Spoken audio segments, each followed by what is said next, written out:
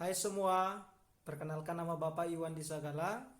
Bapak mengajar pelajaran prakarya dan pelajaran elektronika untuk anak Bapak yang kelas 7. Salam kenal, salam sehat.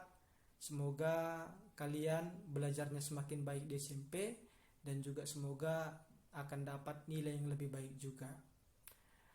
Pada hari ini materi kita tentang teori dasar listrik. Bicara tentang listrik, kita manusia adalah pengguna energi listrik. Contohnya adalah saat kita menghidupkan televisi, menghidupkan setrikaan, menghidupkan lampu, ataupun kegiatan yang paling sering kita lakukan di rumah, mengecas handphone. Jadi semua tindakan yang Bapak sebutkan tadi adalah tindakan-tindakan pemanfaatan energi listrik. Di pelajaran IPA waktu SD, Bapak yakin juga sudah dipelajari tentang perubahan energi listrik. Baik energi listrik menjadi gerak, energi listrik menjadi panas, ataupun energi listrik menjadi cahaya. Untuk hari ini, kita belajar yang lebih dasar, yaitu bagaimana listrik bisa terjadi. Maka topik pembahasan kita adalah teori dasar listrik. Adapun hal-hal dasar yang mau kita bahas pada pagi hari ini, yang pertama ada benda, ada molekul, ada atom yang terdiri dari 3 subbagian, ada proton, ada neutron, ada elektron. Kita bahas yang pertama yaitu benda. Di tampilan yang anak Bapak bisa lihat, ada 3 benda yang berbeda Bapak tampilkan pada gambar. Yang pertama ada pulpen, yang kedua ada air yang dimasukkan ke dalam wadah botol, yang ketiga ada balon yang berisikan udara. Yang pertama pulpen adalah benda yang bisa kita lihat, bisa kita sentuh. Yang kedua ada air yang dimasukkan ke wadah, airnya bisa kita lihat, bisa kita sentuh, dan juga bisa kita rasakan. Yang ketiga ada balon yang berisi gas atau udara. Udara atau gasnya tidak bisa kita lihat secara langsung, harus ada wadahnya, tapi udaranya bisa kita rasakan. Dari 3 jenis benda yang berbeda ini, kita atau Bapak bisa definisikan bahwa benda adalah sesuatu yang dapat disentuh, diraba, atau dirasakan, dilihat oleh mata, dan mempunyai massa serta menempati ruang. Itu hal yang penting, menempati massa, mempunyai massa, dan menempati ruang. Itu definisi benda. Nanti anak-anak Bapak mana tahu punya definisi lain atau dapat referensi lain pengertian dari benda, boleh diberikan pandangannya melalui chat grup mata pelajaran elektronika. Selanjutnya, ternyata benda bisa dikategorikan dalam 2 hal. Yang pertama berdasarkan wujudnya. Ada namanya benda padat, ada benda cair, dan yang terakhir ada benda gas. Berdasarkan sifat penghantarnya atau kemampuan menghantarkan listrik, ada yang namanya konduktor, ada semikonduktor, dan ada yang namanya isolator. Itu hal penting mengenai benda.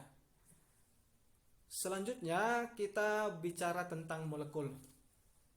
Molekul adalah bagian dari benda yang masih dapat dibagi-bagi lagi dan masih tetap mengandung unsur-unsur kimiawi dari bendanya. Bapak contohkan seperti ini. Ini Bapak ibaratkan molekulnya seperti ini ya. Misalnya di dalam sebuah gelas ada teh manis. Terus ada 5 orang yang akan mencicipi teh manis ini. Masing-masing ada A, ada B, ada C, ada D. Jadi kalau si A mencicipi 1 sendok teh manis, maka rasa yang dirasakan oleh si A adalah rasa manis. Begitu juga si B, si C, si D, sampai si E.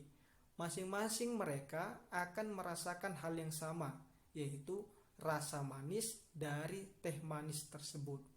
Jadi begitulah molekul itu. sifat atau unsur kimianya tidak akan hilang atau melekat walaupun yang dicicipi mungkin 1 sendok ataupun hanya setetes. Kalau dari benda yang sama, maka sifat kimianya tidak akan hilang. Selanjutnya kita akan bicara tentang atom. Itu lebih kurang seperti gambar yang bergerak itu nak kuya, atom. Jadi atom adalah bagian terkecil dari material yang sudah tidak dapat dibagi-bagi lagi. Itu pengertian atom pada awalnya. Tapi setelah ada penelitian namanya radioaktif, itu katanya atom ternyata punya bagian-bagian.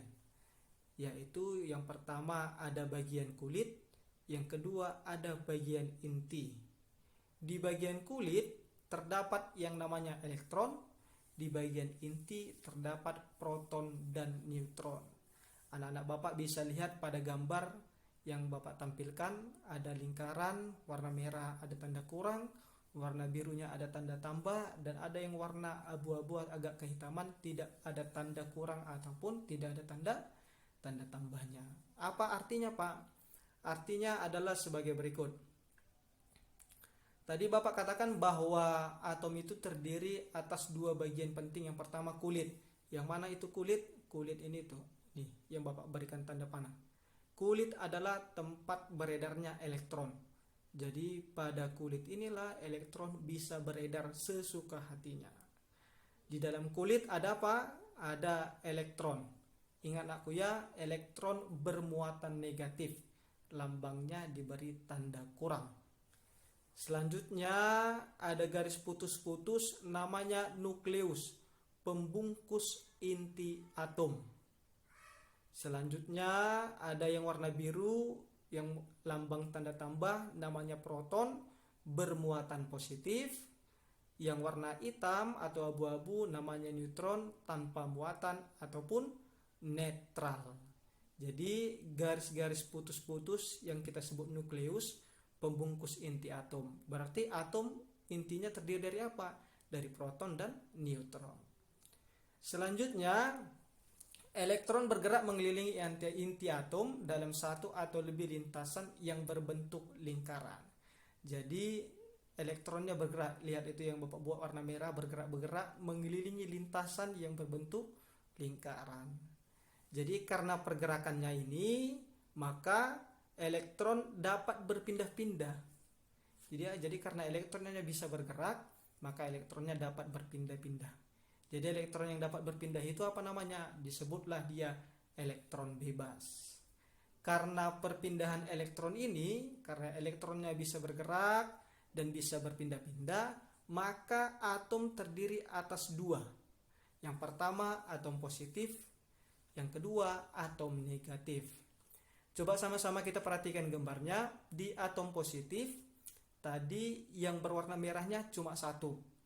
Tadi yang berwarna merah kita sebut dia sebagai elektron. Terus di bagian intinya ada 3 proton dan 3 neutron.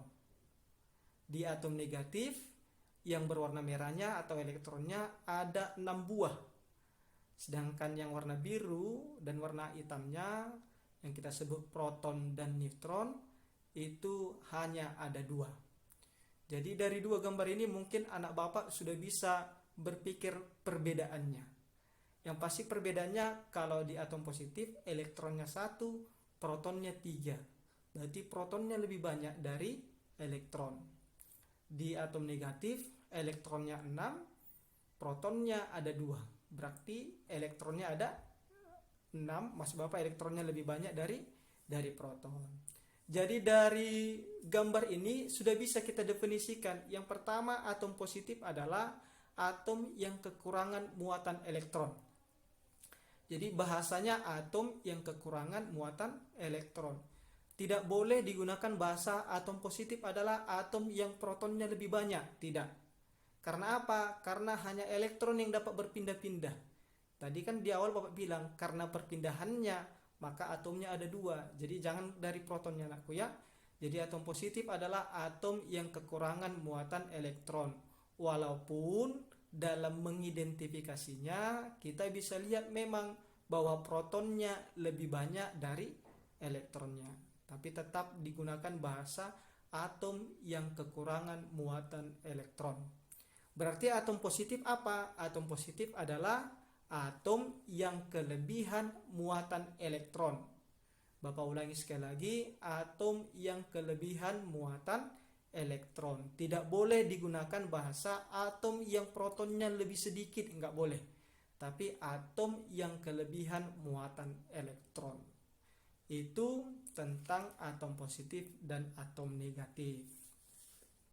Sampai di sini saja pembelajaran kita hari ini. Mungkin belum nampak proses terjadinya listriknya, tapi di pembelajaran berikutnya kita masih akan tetap belajar tentang teori dasar listrik. Kita akan belajar tentang pergerakan elektron. Tapi sebelum itu, Bapak kasih tugas buat anak-anak Bapak, ada 4 soal. Yang pertama, tuliskan 3 contoh benda padat. Bapak yakin bisa dijawab. Yang kedua, tuliskan 3 contoh konduktor. Yang ketiga, gambarkan sebuah atom positif. Pesan Bapak, gambar atom positifnya jangan sama dengan contoh yang Bapak berikan. Yang keempat, jelaskan apa itu elektron bebas. Tugasnya nak dikerjakan di selembar kertas saja. Jangan lupa tulis namamu, tulis kelasmu. Untuk pengumpulan tugasnya, kelas 7 mengumpul tugas hari Senin dan hari Selasa. Jadi itu aja pembelajaran kita hari ini. Salam sehat, sampai jumpa di pembelajaran selanjutnya. Jangan lupa dibahas-bahas ulang.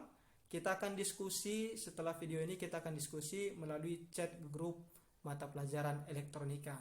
Salam sehat, sampai jumpa untuk anak Bapak semuanya.